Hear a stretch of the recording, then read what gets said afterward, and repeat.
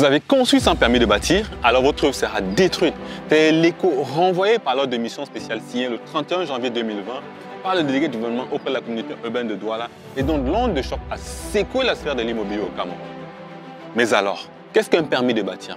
Quel est le coût d'une construction au Cameroun? Quelles sont les implications de cet ordre de mission pour vous? Dans cet épisode de Vision 360, porté par la Startup XT, nous aborderons ces interrogations avec l'urbaniste Eric Bella. Salut à vous, moi c'est Jean-Pierre Pécard, n'allez pas me demander pourquoi je suis là. Générique.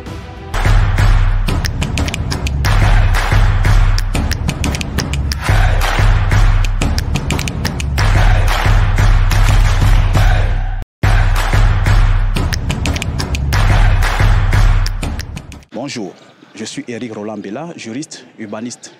À la question de savoir qu'est-ce que c'est que le permis de bâtir, nous y apporterons une réponse. Le permis de bâtir regroupe un ensemble d'actes d'utilisation du sol et de la construction. Il s'agit notamment du permis d'implanter et du permis de construire. Le permis d'implanter, il s'agit du document exigible lorsque nous voudrons ériger un édifice sommaire, précaire ou provisoire sur une dépendance du domaine national ou sur un espace prévu à cet effet dans un document de planification urbaine. Son dossier est allégé. En 3 exemplaires, à l'intérieur, nous y trouverons une demande, bien évidemment, une attestation de jouissance paisible, notons ici que c'est le document qui remplace l'acte de propriété du terrain, des plans annexes, des différents plans provisoires, ainsi de suite. Le permis de construire, quant à lui, il est exigé pour des bâtiments respectant les règles de l'art et vérifiés et attestés comme tels. Ces bâtiments seront érigés sur les terrains immatriculés. C'est-à-dire que celui qui construit devra être propriétaire définitif du terrain sur lequel il est en train de bâtir son ouvrage. Il convient quand même d'ajouter que le permis de construire n'est seulement pas exigé pour les nouvelles constructions. On peut également l'exiger pour des modifications sur des bâtiments, des modifications au niveau du volume, de la structure, ou même quand on veut augmenter ou supprimer un étage. Sa composition de dossier, il est déposé en 5 exemplaires, comprenant le certificat de propriété, pour certifier justement qu'on est propriétaire du terrain sur lequel on veut bâtir, les différents plans de l'ouvrage, les devis descriptifs, estimatifs et quantitatifs.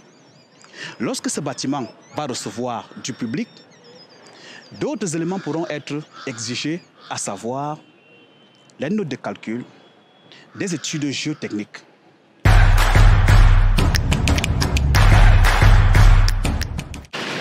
Nous venons de présenter le permis d'implanter et le permis de construire, qui sont les 2 actes d'urbanisme qu'on peut appeler permis de bâtir. Car le dossier est constitué soit en 3 exemplaires ou en 5 pour ce qui concerne le permis de construire. Il sera question, après validation de ce dossier par la commission d'examen, de payer le 1%. 1%, qu'est-ce que c'est? La loi du portant fiscalité locale de 2009 a institué cette taxe qu'on prélève sur le devis proposé par le maître d'ouvrage à la commune. Soit pour un projet de 50 millions, la commune devra prélever 500 000 francs. Les gens se poseront la question de savoir, est-ce que tout le monde a les mêmes moyens? La réponse a été réglée dans la classification des différents types d'espaces dans la ville. Car quand la zone est urbanisée, chaque espace dispose de ce qu'on appelle son coût au mètre carré bâti. Vous verrez qu'au centre-ville de Yaoundé, le mètre carré bâti pourra monter jusqu'à 200 voire 300 000 francs. Mais dans les environs de Yaoundé, soit Mimboman, vous verrez bien qu'à ce niveau, le coût va descendre à 150 000 francs. Ceci dit, pour un bâtiment,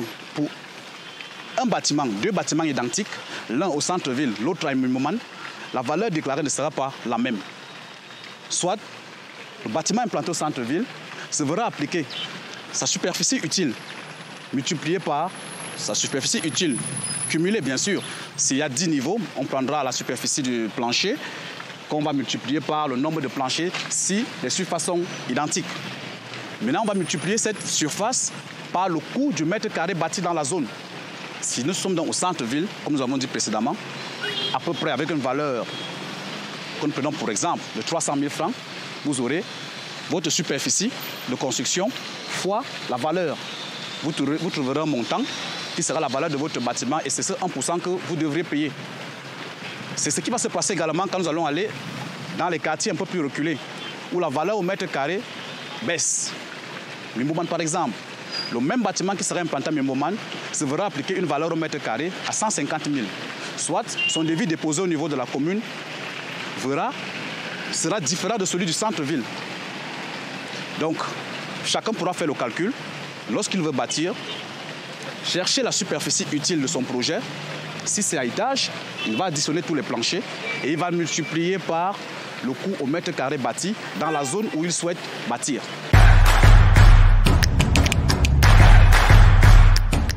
L'ordre de mission donné par le maire de la ville de Douala en janvier, qui a une portée générale sur toutes les constructions érigées sans permis de construire ou d'implanter, pose quelques soucis. Déjà, il faut discerner et distinguer et trier parmi toutes les maisons qui sont construites, celles qui entrent dans le plan d'urbanisme et celles qui n'entrent pas. Parce qu'en fonction qu'elles entrent dans le plan d'urbanisme, en vigueur dans la ville, une sanction haute pourra être appliquée. La sanction pécuniaire, par exemple. On pourra tirer, par exemple, l'usager devant les tribunaux, le contraindre à payer cette amende, cette pénalité, et à se conformer, sans toutefois démolir son bâtiment. Si le bâtiment érigé dans un centre ne respecte justement pas les documents de planification urbaine applicables dans cette ville, alignement, emprise de la voie publique, immeubles insalubres, immeubles menaçant ruine, domaine public, domaine privé de l'État, domaine privé des collectivités, ce bâtiment pourra effectivement être démoli. Le maire de la ville de Douala devra donc aller au cas par cas pour voir quel ouvrage a été construit sans autorisation, mais qui entre dans l'aspect global d'urbanisation, qui respecte les règles établies, et quel autre type de bâtiment n'entre pas dans ce registre. Et en fonction, une solution particulière devra être trouvée au cas. Il n'est donc pas envisageable de démolir systématiquement tous les ouvrages construits sans permis de bâtir. Devant la prolifération des constructions dans les différentes villes d'Afrique, le régulateur a bien son mot à dire. J'espère que vous êtes on ne peut plus avisé de cet élément important que le permis de bâtir. Merci d'avoir écouté cette vidéo, likez-la, partagez-la et si ce n'est pas encore fait, abonnez-vous à cette chaîne pour ne rien louper. Sur ce, je vous dis à la semaine prochaine.